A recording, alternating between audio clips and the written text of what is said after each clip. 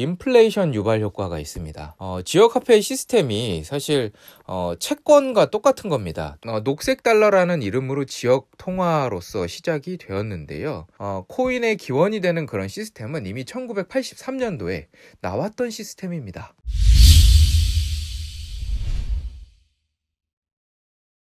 안녕하세요, 머니머신입니다. 오늘은 지역화폐에 대해서 좀 얘기를 하려고 하는데요. 지방정부에서 너도 나도 지역화폐를 발행을 하고 있습니다.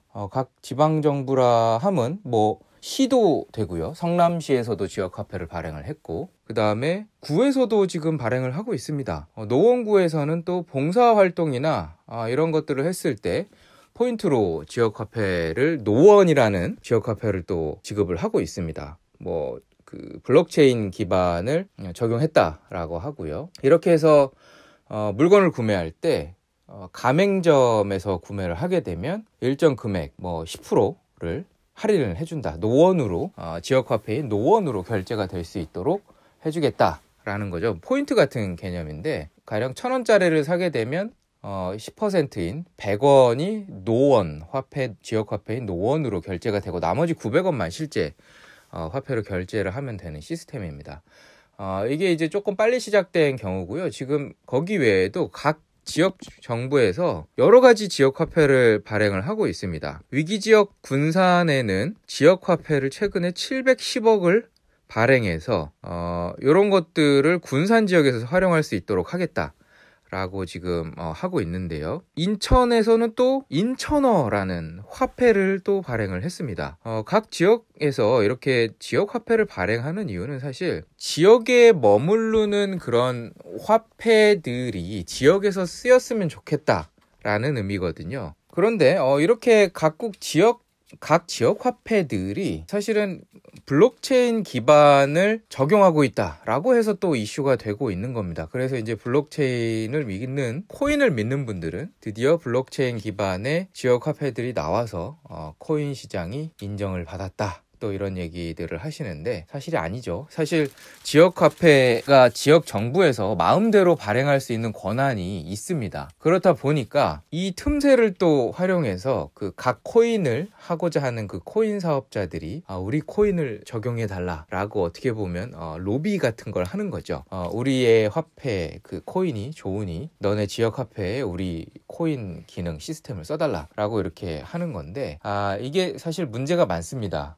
어떤 게 문제냐면, 지역화폐의 첫 번째 문제점, 가장 중요한 문제점이죠. 인플레이션 유발 효과가 있습니다. 지역화폐의 시스템이 사실 채권과 똑같은 겁니다. 돈을 빌려주는 거나 다름이 없는 그런 개념인데요. 지역화폐를 발행한 그 지역화폐, 그 증서가 어떻게 보면은 채권 증서가 되는 거죠. 우리 경기도를 예를 들어볼게요. 경기도에서 이걸 보증을 할 테니 이 종이 쪼가리를 받아주면, 혹은 블록체인 기반의 코인을 받아주면 경기도에서 그 돈을 지급하겠다라는 겁니다. 그럼 어떻게 될까요? 가령 경기도에서 지역화폐를 1,000억을 발행을 했다고 칩시다. 그러면 경기도에 예산이 1,000억이 들어가겠죠. 그리고 거기에 플러스 그 1,000억의 예산을 가지고 발행한 지역화폐가 1,000억이 추가로 또 풀리게 되는 겁니다.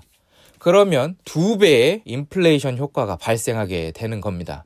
나중에 어떻게 될까요? 이게 화폐가 팽창을 해서 각국 지방 정부에서 발행한 그런 지역 화폐들이 나중에 분명히 문제가 될 겁니다. 물가 상승의 원인이 되겠죠. 두 번째입니다. 지역 화폐라 함은 보통 이제 그런 아동수당이나 복지수당으로 지원이 많이 되는데요. 그게 지역에서 쓰이도록 유도하기 위해서 지역 화폐를 발행을 하는 겁니다. 가령 이제 그냥 현금으로 지급하면 우리 지역이 아니라 다른 지역에서 가서 쓸 수도 있고 온라인에서 구매를 할 수도 있는데, 이걸 우리 지역에 있는 곳에서만 쓸 수 있도록 가두리 안에 막아두는 거죠. 그러면 사실 이게 되게 불편하게 되겠죠. 기본적으로 현금으로 지급해도 되는데 현금이 아니라 지역화폐를 지급함으로써 우리 지역에서만 그 비용을 써야 되는 문제점이 발생을 합니다. 그래서 이제 맘카페나 이런 데서 또 난리가 났죠. 이걸 현금으로 줘야지 왜 지역화폐로 지급을 하냐, 이런 얘기들도 지금 나오고 있습니다. 그런 얘기가 나올 만한 것이 지역화폐에 가입되어 있는 그런 가맹점들이 많지가 않아요. 사실 모르는 경우도 굉장히 많고요. 그렇기 때문에 지금 이게 문제가 되고 되고 있는 겁니다. 쓸 데가 없다라는 거죠. 돈을 받아봤자. 자, 마지막 세 번째 문제입니다.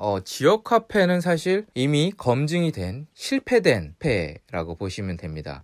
사실 여기서 이제 그 비트코인이나 코인과 지역 화폐를 연결짓는 분들이 많이 있는데요. 1983년에 캐나다 밴쿠버의 코목스 밸리라는 조그만 섬마을에서 공군 기지가 이전해 나가면서 여러 가지 그 산업 침체로 인해서 실업률이 18%까지 오르게 됩니다. 이 문제를 해결하기 위해서 지역 주민이었던 이제 마이클 린턴이라는 컴퓨터 프로그래머가 돈의 그런 중앙 집권화된 통화제도 없이 서로의 필요를 채워줄 수 있는 그런 화폐를 만들게 되는데, 이게 바로 이제 레츠라는 시스템입니다. Local Exchange and Trade System 이라는 것이고요.